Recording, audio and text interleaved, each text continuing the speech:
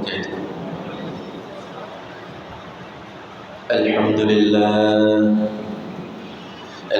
لله رب العالمين، والصلاة والسلام على أشرف الأنبياء والمرسلين وعلى آله وأصحابه أجمعين. أما بعد، فأعوذ بالله من الشيطان الرجيم. بسم الله الرحمن الرحيم.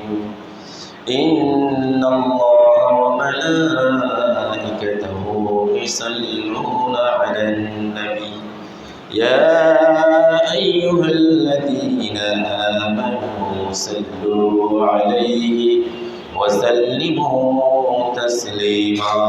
صلى الله على سيدنا محمد وآله وأصحابه وسلم. صلى الله على سيدنا محمد وآله وأصحابه وسلم. صلى الله على سيدنا محمد وآله وأصحابه وسلم.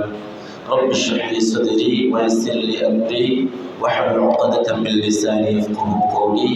سبحانك لا علم لنا إلا ما علمتنا إنك أنت العليم الحكيم. সম্মানিত উলামায়ে কিরাম, পিতৃ সমতুল্য দাড়ি পাখা মুরব্বিয়ান আযম, অত্র এলাকার সমস্ত দিনদার পরহেজগার নামাজি ও ভাই বন্ধুগণ, রব্বুল আলামিনের দরবারে শুকরিয়া আদায় করছি যে মহান রব্বুল ইজ্জত আজকের এই মহিমান্বিত বরকতময় এই দিনে জুমা পূর্ববর্তী এই আলোচনায় আমাদেরকে অংশগ্রহণ করার মতো সেই সুযোগ, সুস্থতা, তৌফিক, সামর্থ্য দান করেছেন। সে রব্বুল আলামিনের ইজ্জতের দরবারে শুকরিয়া আদায় করে প্রাণ খুলে মুহাব্বতের সাথে বলি আলহামদুলিল্লাহ। লক্ষ কোটি তার চেয়ে অধিক দুরূদ সালামের হাদিয়া আল্লাহ তাআলা আমাদের সকলের পক্ষ থেকে রাহমাতুল আলামিন মুহাম্মদ রাসূলুল্লাহ সাল্লাল্লাহু আলাইহি ওয়াসাল্লাম নুরানি কদম মোবারকে পৌঁছে দিন। সকলে বলি আল্লাহুম্মা আমিন। প্রিয় হাজিরিন, আজকে আমরা আমাদের সুনির্দিষ্ট সময়ে সংক্ষিপ্ত পরিসরে আলোচনা রাখার চেষ্টা করব আল ইস্তিআদাদ লিল মাউত, মৃত্যুর প্রস্তুতি।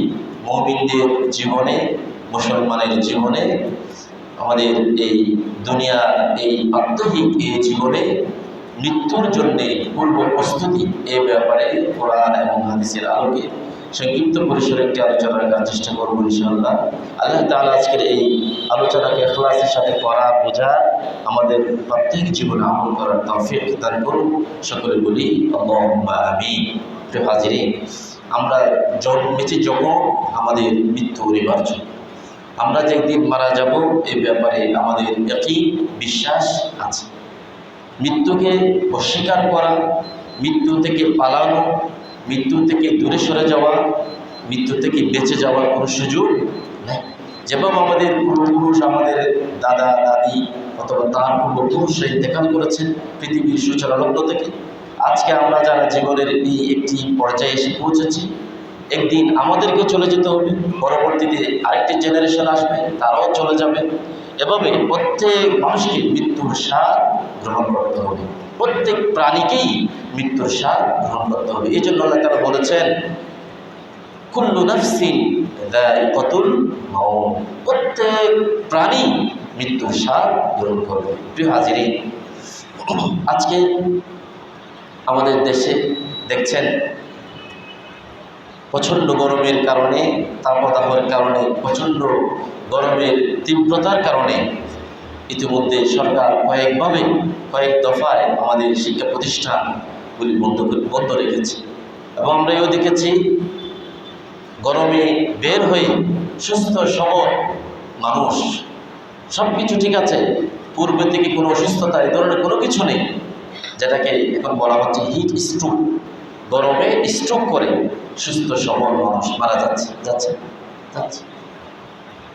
তাহলে মানুষের মৃত্যু কখন আসে? জীবনের এটার যদিও ধারাবাহিকতা থাকে, বড় বড় একজন আসবে, এরপর মেজো, এরপরে সেজো, ছোট, এভাবে, কিন্তু চলে যাওয়ার ধারাবাহিকতা নাই। একটা ফ্যামিলিতে 4-5 ভাই আছে, দেখা গেল বড় ভাই আছেন, একেবারে ছোট ভাই নেই, পিতা মাতা এখনো আছেন, সন্তান নাই। তাহলে এর মানে হলো মৃত্যু যে কোনো সময় মানুষের জীবনে আসতে পারে। এই জন্য আল ইস্তেআদাদ লিল মউত, মৃত্যুর জন্য প্রস্তুতি গ্রহণ করা, মৃত্যুর জন্য প্রস্তুত থাকা, মৃত্যুর জন্য সব সময় রেডি থাকা, এটি কোরআন এবং হাদিস শরীফে এই ব্যাপারে মুমিনদেরকে উৎসাহ দেওয়া হয়েছে, নির্দেশ দেওয়া হয়েছে, সতর্ক করা হয়েছে। প্রিয় হাজিরিন, রাসূলুল্লাহ সাল্লাল্লাহু আলাইহি সাল্লাম এই মক্কার জমিনে এবং মদিনা তার 23 বছরের হায়াতে মোবারকায় তার উম্মতদেরকে যে বিষয়টি তিনি উপলব্ধি করানোর জন্যে তার যে মিশন এবং বিষয় ছিল, সেখানে এটিও একটি যে প্রত্যেক মানুষ অবশ্যই মৃত্যুর স্বাদ গ্রহণ করবে, মারা যাবে, এই পৃথিবীতে কেউ চিরকাল থাকতে পারবে না। এজন্য কোরআনে কারীম এবং রাসূলুল্লাহ সাল্লাল্লাহু আলাইহি সাল্লামের হাদিস শরীফে মৃত্যুর প্রস্তুতির ব্যাপারে অসংখ্য নির্দেশনা রয়েছে। এজন্য আল্লাহ রাব্বুল আলামিন সূরাতুল লুকমান 34তম আয়াতে বললেন, 5টা জিনিস ব্যাপারে পৃথিবীর কোনো মানুষের কোনো টেকনোলজি, কোনো প্রযুক্তি, কোনো গণনা, কোনো ভাগ্য, এগুলি মানুষের কোনো শক্তি, মানুষের আলম নাই। কয়টা জিনিস? 5টি জিনিস আল্লাহ তাআলা বললেন, ইন্নাল্লাহা ইনদাহু ইলমুস সাআতি ওয়া ইউনাজ্জিলুল গায়ব ওয়া ইয়া'লামু মা ফিল আরহাম ওয়া মা তাদরি নাফসুম মাযা তাকসিবু গাদান ওয়া মা তাদরি নাফসুম বিআইয়ি আরদিন তামুত ইন্নাল্লাহা আলীমুন খাবীর। আল্লাহ তাআলা বললেন, নিশ্চয়ই 5টা জিনিস আল্লাহ রাব্বুল আলামিনের জ্ঞানের ভিতর রয়েছে, আল্লাহ ছাড়া আর কেউ জানেন না। 1 নম্বর হলো ইলমুস সাআ, কিয়ামত কখন হবে, কিয়ামত কোন দিন, কোন তারিখ, কোন সময় হবে, একমাত্র আল্লাহ তাআলা ছাড়া আর কেউ জানে না। ওয়া ইউনাজ্জিলুল গায়ব, কখন আকাশ থেকে বৃষ্টি বর্ষণ হবে, কখন আকাশ থেকে বৃষ্টি বর্ষণ হবে এটিও মানুষ জানে না, পৃথিবীর কোনো মানুষ জানে না। ওয়া ইয়ালামু মা ফিল আরহাম, মায়ের পেটের ভিতরে, রেহেমের ভিতরে কোন সন্তান নারী নাকি পুরুষ সেটাও কেউ জানে না। 3, চতুর্থ, ওয়া মা তাদরি নাফসুম মাযা তাকসিবু গাদান, আগামীকাল কোন মানুষ কি উপার্জন করবে, কি করবে, এই বিষয়েও কোনো মানুষ জানে না। 5, ওয়া মা তাদরি নাফসুম বিআইয়ি আরদিন তামুত, কোন জায়গায়, কিভাবে, কোন সময়ে কোন মানুষ কোথায় মৃত্যুবরণ করবে সেটাও কোনো মানুষ জানে না। ইন্নাল্লাহা আলীমুন খাবীর, নিশ্চয়ই আল্লাহ রাব্বুল আলামিন এই সমস্ত কিছুর ব্যাপারে তিনি সর্বজ্ঞ, তিনি অবগত, তিনি খবর রাখেন, তিনি সবচেয়ে বেশি জানেন। তাহলে বৃষ্টি কখন হবে? এই যে কয়েকদিন আগে পুরো বাংলাদেশে চারিদিকে সালাতুল ইস্তিসকা, মানুষের এই গরমের তীব্রতা থেকে বাঁচার জন্যে, বৃষ্টির জন্যে চারিদিকে বৃষ্টির নামাজ পড়েছে। তাহলে এই বৃষ্টি দেওয়া নেওয়ার মালিককে এবং কখন হবে? আপনি যদি বলেন আবহাওয়ার পূর্বাভাস, এরা তো বলে, কিন্তু এরা নিশ্চিতভাবে বলতে পারে না। এরা বৃষ্টি হতে পারে, ঘূর্ণিঝড় হতে পারে, নাও হতে পারে। তাহলে এটা নিশ্চিতভাবে এর খবর জানেন কে? আল্লাহ। তাহলে কোন মানুষ কখন মৃত্যুবরণ করবে, কোথায় মৃত্যুবরণ করবে, আজকে এখানে আমরা সুন্দরভাবে আছি, আগামী জুমাতে আমরা এখানে আসবো, আমরা কেউ জানি না। হাজির, এই জন্য রাসূলুল্লাহ সাল্লাল্লাহু আলাইহি ওয়াসাল্লামের একখানা হাদিস শরীফ ইমাম বুখারী এবং ইমাম মুসলিম আলাইহিমা রাহমা আব্দুল্লাহ ইবনে আব্বাস রাদিয়াল্লাহু তাআলা আনহুমা থেকে বর্ণনা দিচ্ছেন। রাসূলুল্লাহ সাল্লাল্লাহু আলাইহি ওয়াসাল্লাম বললেন, عن عبد الله بن عباس رضي الله تعالى عنهما أن رسول الله صلى الله عليه وسلم قال ما حق امرئ مسلم له شيء يوصي فيه, কোন মানুষের জন্য কোনো ব্যাপারে উপদেশ, কোনো ব্যাপারে নসিহত করে যাওয়া, কোনো ব্যাপারে সময় দেওয়া মানুষের জন্য সমীচীন নয়। ইয়াবিতু লাইলাতাইনি ইল্লা ওয়া ওয়াসিয়াতুহু মাকতুবাতুন ইনদা।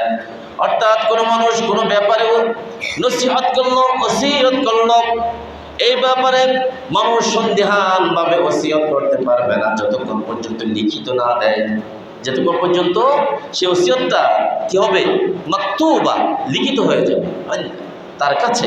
কারণ সে তার এই যে কথা একটু বলে গেল, এটার যে সে নিশ্চিতভাবে করতে পারবে তার কোনো সম্ভাবনা, তার কোনো সুযোগ, নিশ্চয়তা আছে নাকি?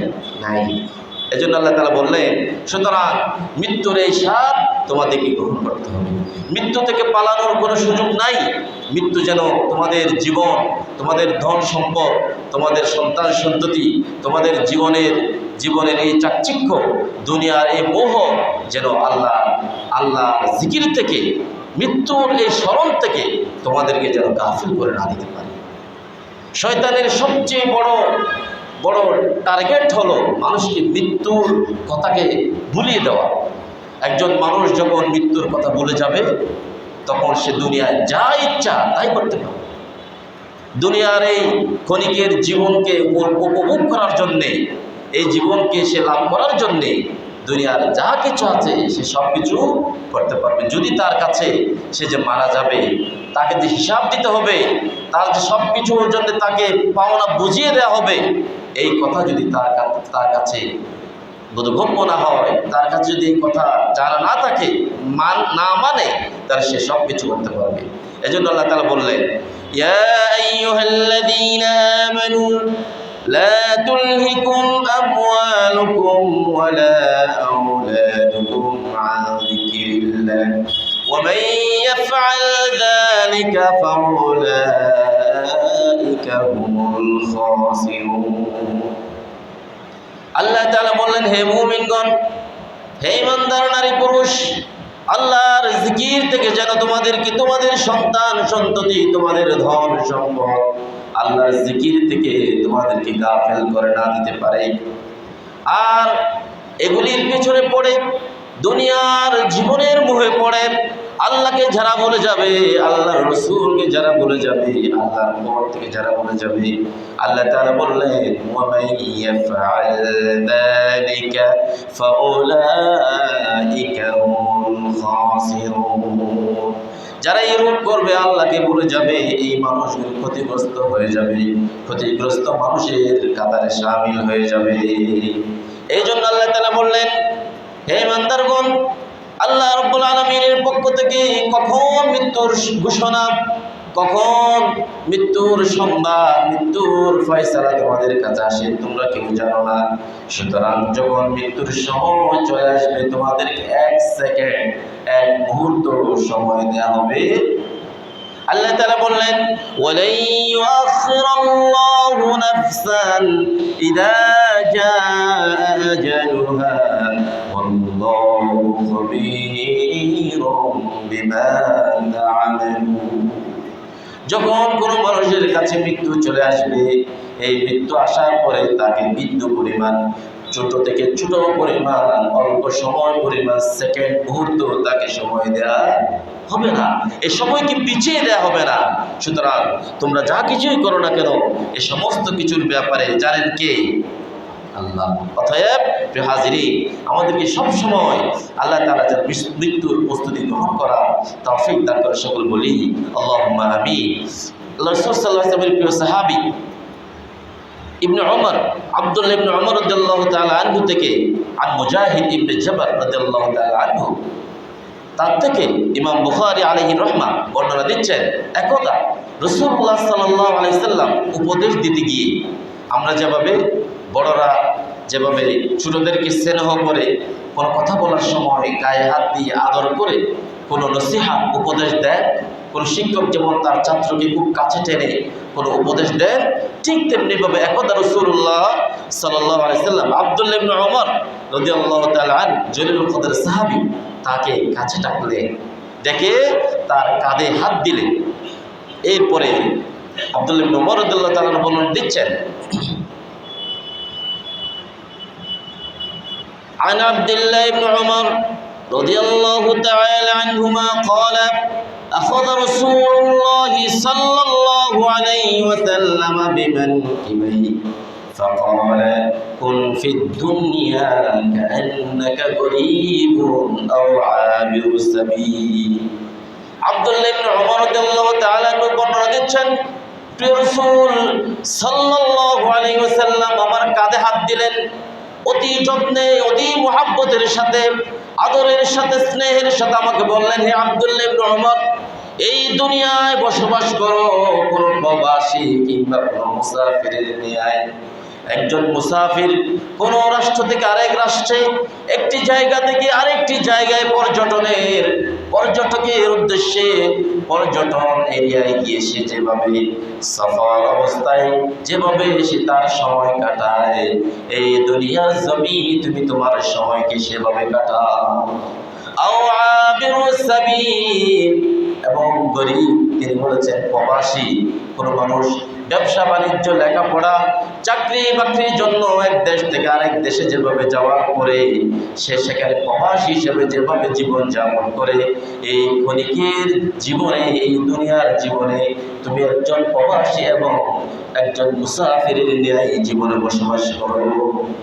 অর্থাৎ একজন মুসাফির একজন প্রবাসী যদি কুষ্টিয়া থেকে কিশোরগঞ্জ থেকে একজন মানুষ যদি এখানে বেড়াতে আসেন, তিনি এখানে ঘর বাড়ি ব্যবসা বাণিজ্য এগুলি করার চেষ্টা করবেন। অথবা কেউ যদি এখানে কাজকর্মের জন্য আসেন, তিনি হয়তো এখানে কাজকর্ম ব্যবসা বাণিজ্য চাকরি বাকরি করে সবকিছু নিজের দেশে পাঠাবেন। এই তো যেখানে তার ফ্যামিলি আছে, আত্মীয় স্বজন আছে, মাতৃভূমি যেখানে, সেখানে তিনি সেগুলি পাঠাবেন। এখানে তিনি তার সবকিছুকে গেড়ে সবাইকে ছেড়ে দিয়ে এটাই তার জীবনের সবকিছু, এটাকে গ্রহণ এভাবে মেনে নেওয়া, এটি সমস্ত আত্মীয় স্বজন আপনজন মা বাবা সবাইকে দূরে ফেলে দিয়ে অনেক দূরে চাকরির স্থলে গিয়ে থেকে যাওয়া, এটি কোনো বুদ্ধিমানের মানুষের কাজ। রাসূলুল্লাহ সাল্লাল্লাহু আলাইহি ওয়াসাল্লাম বলেন, এই দুনিয়ার জীবন তোমাকে একটি নির্দিষ্ট সময়ের পরে ইযা জা আজালুন লা ইস্তাখিরুহা সাআ, তোমাকে চলে যেতে হবে, এখানে থাকার জায়গা নয় চিরস্থায়ীভাবে। সুতরাং যেতে যখন হবে এই দুনিয়ার জীবনকে তুমি প্রবাসী কিংবা মুসাফিরের ন্যায় গ্রহণ করো। এখানে সারা জীবন থেকে যাবে, কেউ তোমাকে কিছু করতে পারবে না, তোমার মৃত্যু তোমার কাছে আসবে না, এভাবে তুমি তোমার জীবনকে গ্রহণ করো না।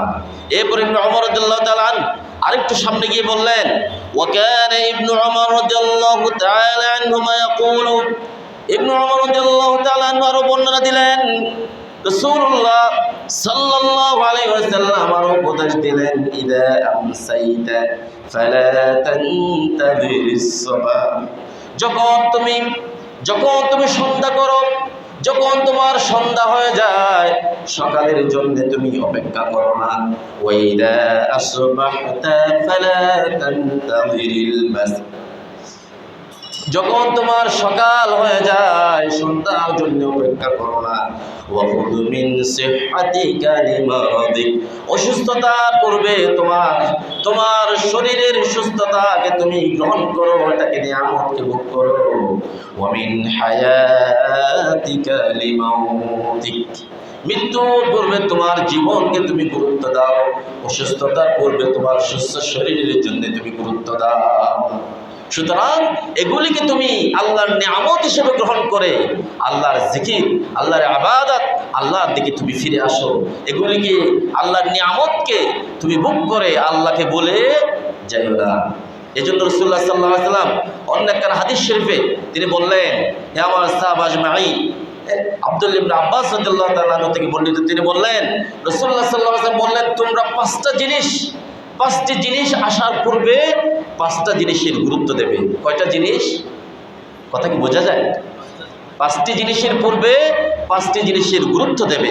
তিনি বললেন, ক্বালা রাসূলুল্লাহ সাল্লাল্লাহু আলাইহি ওয়াসাল্লাম, ইগতারিব খামসান ক্বাবলা খামসিক, শাবাবিক ক্বাবলা হারামিক, ওয়া সিহহাতিক ক্বাবলা সাকামিক, وغناك قبل فقرك وفراغك قبل شغلك وحياتك قبل موتك। প্রিয় রাসূল সাল্লাল্লাহু আলাইহি ওয়াসাল্লাম বললেন, আমার সাহাবা আজমাইন, তোমাদের বার্ধক্য আসার পূর্বে তোমাদের যৌবনকে, এই যৌবনের টকবগে যৌবনের এই শক্তি সামর্থ্যময় সময়কে তোমরা গুরুত্ব দাও। বার্ধক্য আসার পূর্বেই ইবাদত, বন্দেগী, রিয়াজত এগুলিতে তোমার জীবনকে তুমি সঁপে দাও, তাহলে তোমার বার্ধক্য সুন্দর হয়ে যাবে। ওয়াসিহাতিকা ক্বাবলা সাকামিক, তোমার শরীরে বিভিন্ন রোগ বালা মুসিবত, অসুস্থতা, জটিলতা, বিভিন্ন অসুস্থতা আসার পূর্বেই তোমার শরীরের তুমি যত্ন নাও। তোমার এই শরীরকে তুমি গুরুত্ব দাও, এই শরীরকে কাজে লাগাও। ওয়াগিনাকা ক্বাবলা ফাকরিক, তোমাকে আল্লাহ তাআলা যে সচ্ছলতা দান করেছেন, দারিদ্রতা আসার পূর্বেই এই সচ্ছলতাকে, অবকাবিক্যতাকে তুমি গ্রহণ করো, এটাকে গুরুত্ব দাও। ও ফিরাগিকা ক্বাবলা শুগুলিক, তোমার জীবনে বিভিন্ন ধরনের ব্যস্ততা আসার পূর্বে যতটুকু অবসর সময় আছে, এই সময়টাকে, অবসর সময়কে হেলায়, অবহেলায়, অযত্নে, অসচেতনতায়, অসতর্কতায় কাটিয়ে দিও না, এটাকে তুমি গুরুত্ব দাও। ও হায়াতিকা ক্বাবলা মাউতিক, মৃত্যু আসার পূর্বে তোমার জীবনকে তুমি গুরুত্ব দাও। তাহলে কয়টা বিষয়?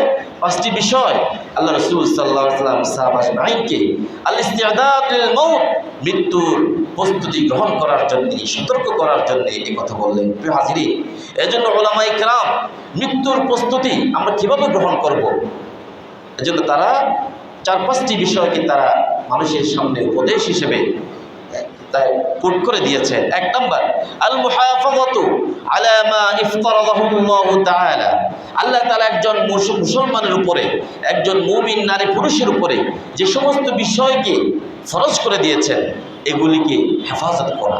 যেমন আমাদের উপরে নামাজ কয় ওয়াক্ত ফরজ? বলেন 5 ওয়াক্ত, প্রত্যেক নারী পুরুষের উপরে। রোজা ফরজ, পর্দা ফরজ, এভাবে সৎ পথে চলা, ভালো পথে চলা, হালাল রুজি উপার্জন করা, রোজা, যাকাত, হজ এবং আরও বিভিন্ন যে বিধিবিধান ফরজগুলি আছে, এগুলিকে গুরুত্ব দেওয়া মৃত্যুর প্রস্তুতির 1 নাম্বার। আল ইকসারু মিন যিকরিল মাউত, মৃত্যুর প্রস্তুতির 2য় কর্মসূচি সেটি হচ্ছে মৃত্যুকে বেশি বেশি স্মরণ করা, সদা সর্বদা মৃত্যুকে স্মরণ করা। 3য়, আত-তাওবাতুস সাদাকা, আত-তাওবাতুন নাসুহা, একনিষ্ঠতার সাথে সর্বাবস্থায় কোনো গুনাহ হয়ে গেলে, পথ চলার পরিক্রমা, অনিচ্ছায়, অসচেতনতায় কোনো গুনাহ হয়ে যাওয়ার সাথে সাথে তাওবা করে ফেলা, একনিষ্ঠতার সাথে। হুসনুল যন বিল্লাহি ইনদাল মাউত, আল্লাহ তাআলা যে তাকে মৃত্যুর সময় একটি সুন্দর মৃত্যু দান করবেন, এই ব্যাপারে নিজের ভিতরে ধারণা রাখা, ভালো ধারণা রাখা। আল ইস্তিআদাদু লিল মাউত, মৃত্যুর পূর্ব প্রস্তুতির আরো বিষয় হচ্ছে বিযিকরি আযাবিল কবর, কবর আযাবকে স্মরণ করা। ওয়াল বা'থ, মৃত্যুর পরে যে সমস্ত মানুষকে আবার একদিন পুনরুত্থান করা হবে, এটিকে স্মরণ করা। ওয়াল হাশর, এক জায়গায় মানুষকে একত্রিত করে, সেখানে ওয়াল হিসাব, সেখানে যে দিন হিসাব বিকাশ হবে, এটিকে স্মরণ করা। সেখানে যে একটি ফুলসিরাত হবে, মিজান হবে, সেখানে মানুষের আমল নামাকে ওজন করা হবে, এগুলিকে স্মরণ করা। ও তিলাওয়াতুল কোরআন, বেশি বেশি তেলাওয়াতুল কোরআন করা, সদকা করা, দান খয়রাত করা। ওয়াল হাউদ ওয়াশ শাফাআ, এবং সেদিন কিয়ামতের কঠিন বিভীষিকাময় মুহূর্তে আল্লাহ তাআলা তার প্রিয় বান্দাদেরকে হাউজে কাউসার থেকে পানি পান করাবেন। রাসূলুল্লাহ সাল্লাল্লাহু আলাইহি ওয়াসাল্লাম শাফাআত করবেন। জান্নাত, জাহান্নাম, এভাবে মানুষ কেউ জান্নাতি হবে, কেউ জাহান্নামে হবে। এই সমস্ত কিছু মানুষের জীবন চলার সাথে সময় সামনে রাখা, এটি এই সমস্ত বিষয়কে যে সমস্ত মানুষ সামনে রাখবেন, তিনি আল ইস্তিআদাদ লিল মাউত, মৃত্যুর প্রস্তুতির জন্য তিনি সুন্দর একটি পরিকল্পনা যেন গ্রহণ করলেন। আল্লাহ তাআলা আমাদের তৌফিক দান করুন। তাহলে সারমর্ম হচ্ছে এই, জাহান্নাম, জান্নাত, কবর আযাব এবং ফরায়েজকে গ্রহণ করা, সমস্ত ফরজ ইবাদতকে গুরুত্ব দেওয়া, আল্লাহ যে হুদুদুল্লাহ দিয়েছেন, যেগুলি হারাম, যেগুলি হালাল, এগুলিকে মেনে চলা, এবং কবর আযাব থেকে শুরু করে জান্নাত, জাহান্নাম পর্যন্ত এগুলিকে মনে রাখা, স্মরণ করা, পাশাপাশি আমলে সালিহাত করা। নামাজ, রোজা, হজ, যাকাত, তাসবিহ, তাহলিল, জিকির, আজকার, তেলাওয়াতুল কোরআন, সাদাকা, মানুষের উপকার, কল্যাণ, সমাজের উপকার, এগুলির মাধ্যমে জিকিরুল মউত, মৃত্যুকে স্মরণ করা। আল্লাহ তাআলা আমাদের তৌফিক দান করে, সকলে বলি আল্লাহুম্মা আমিন। যা উলামায়ে কেরাম সালাফুস সালিহিন বলেছেন, যে ব্যক্তি জীবনে মৃত্যুকে যত বেশি স্মরণ, ওই ব্যক্তির জীবন অত বেশি সুন্দর। অতএব আল্লাহ তাআলা মৃত্যুর স্মরণের মাধ্যমে আমাদের জীবনকে সৌন্দর্যময় করার সেই তৌফিক, হেদায়েত আল্লাহ তাআলা আমাদের সকলকে দান করে, সকলে বলি আল্লাহুম্মা আমিন। প্রিয় হাজিরিন, গতকালকে আজকে সকালে 4:30টায় মেরুমুলা রামু রহমানী আলী মাদ্রাসার উপাধ্যক্ষ, আমার আত্মীয় দোলাভাই, উনি অনেক বড় আলেম, প্রবীণ আলেমীদের, কক্সবাজারের খুব প্রচার বিমুখ একজন মুখলেস ব্যক্তি, সুস্থ সবল। সকালে নিজের ঘরের বাগানে পানি দিয়েছে। সকাল 8টায় নাস্তা করে ড্রেস পরে কাপড় চোপড় পরে মাদ্রাসায় ক্লাসে যাবেন। রামু দাঁড়িয়ার দিকে থেকে রামু চৌমুহনীতে আসলেন। বয়স 45-47 এরকম হবে, 86 বেশ আপনাদের সাথে। উনি রামুতে আসলেন চৌমুহনীতে, সালামতুল্লাহ সালামতুল্লাহ রামুতে আসলেন। তিনি বেহুশ হয়ে পড়ে গেলেন। মানুষজন তাড়াতাড়ি তাকে ধরে সদর হাসপাতালে আনলেন কক্সবাজারে। তারা বললেন আপনারা চট্টগ্রামে নিয়ে যান। চট্টগ্রাম নিয়ে পানপিউতে নিলেন। ওরা একদিন পরে আইসিইউতে দিলেন, সাথে আইসিইউতে দিলেন। একদিন পরে বললেন এই লোকের সব কিছু ড্যামেজ, আপনারা নিয়ে যান। এরপরে ন্যাশনালে নিলেন। গতকাল রাত্রে 4:30টায় তিনি দেখা বলছেন ইন্না লিল্লাহি ওয়া ইন্না ইলাইহি রাজিউন। গত জুমায় আমরা দোয়া করেছিলাম। আমার এক বন্ধু এবং বড় ভাই, তুরস্কে 3 বছর একসাথে ছিলাম, ফেনী বাড়ি, তারিকুল ইসলাম। তিনি 2015 সালে আমার একসাথে তুরস্কে গিয়েছে, একসাথে ছিলাম 3 বছর। আমি 2018-তে দেশে ফিরে আসি। উনি প্রায় 8 বছর লাগাতার তুরস্কে ছিলেন। তুরস্কে তিনি লেখাপড়া পিএইচডি একেবারে শেষ পর্যায়ে। গত বছর তিনি তুরস্কের নাগরিকও হয়েছেন। সেখানে কিছু ব্যবসা বাণিজ্য পড়ালেখার পাশাপাশি এরপরে ডিসেম্বরে দেশে আসছেন। দেশে আসার পরে ফেব্রুয়ারিতে বিয়ে করেছেন। মার্চে কক্সবাজারে বেড়াতে এসেছেন। এপ্রিলের 19 তারিখ শাশুড়ি বাড়িতে বেড়াতে গিয়েছেন। ভালো লাগছে না বলে অসুস্থ হয়ে পড়লেন। ঢাকায় নিয়ে গেল ইবলিসের হাসপাতালে। ওনার শরীর কিছু নাই, সব শেষ। 9 তারিখ তার সন্তান সম্ভবা স্ত্রী এবং তার আম্মাজান তাদের দুইজনকে নিয়ে 9 তারিখ তুরস্কে তার ফ্ল্যাটে বাসায় চলে যাবেন। টিকিট করা ছিল, ভিসা করা ছিল, টিকিট করা ছিল, সব কিছু রেডি, কিন্তু আল্লাহ সিদ্ধান্ত চলেছে। অতএব তাহলে বয়স কত হবে? 30-35 হবে।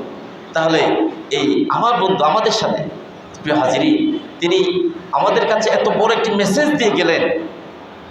পড়ালেখা করলেন, ওখানে বড় একটি রাজনৈতিক দলের সাথে সম্পৃক্ত হলেন, ব্যবসা বাণিজ্য করলেন, গাড়ি বাড়ি করলেন, তুরস্কের নাগরিকও হলেন, বিয়ে শাদী করলেন, সেখানে সব কিছু সেটেল। কিন্তু বুক করার আগেই আল্লাহর সিদ্ধান্ত চলে এসেছে।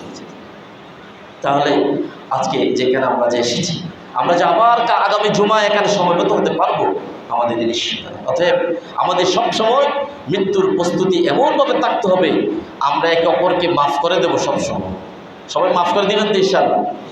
একে অপরকে মাফ করে দেবো, মাফ চেয়ে নেব, দোয়া চেয়ে নেব।